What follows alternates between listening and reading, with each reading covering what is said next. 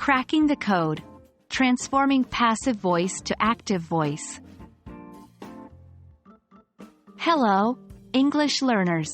Welcome to today's video where we're going to take a deep dive into the world of grammar, and more specifically, we'll be discussing how to convert passive voice to active voice.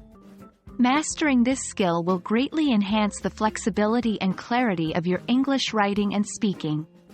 So, without further ado, let's dive right in.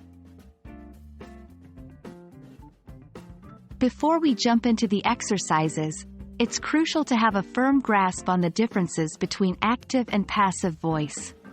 In the active voice, the subject of the sentence performs the action. For example, John cooked dinner. On the other hand, in the passive voice, the subject of the sentence receives the action, like, dinner was cooked by John.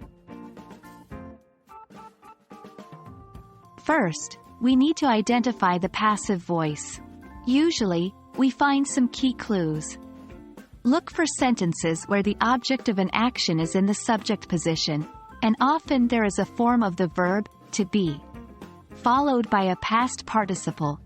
The verb form typically ending in ed, n, t, etc. For instance, the cake was eaten by Mary.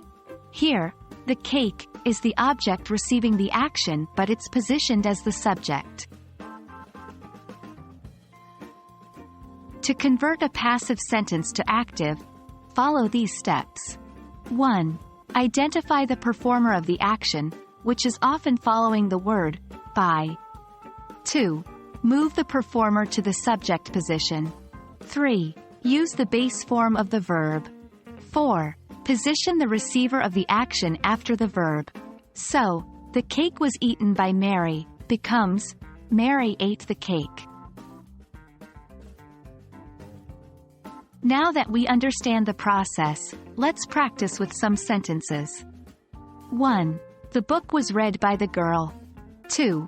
The letter was written by Tom. 3. The window was broken by the wind. Try converting these sentences from passive to active voice. Pause the video here if you need some time. Now let's check your answers. 1. The girl read the book. 2. Tom wrote the letter. 3. The wind broke the window. Well done on making it this far. Transforming passive voice to active voice might seem tricky initially, but with continuous practice, it will soon become second nature.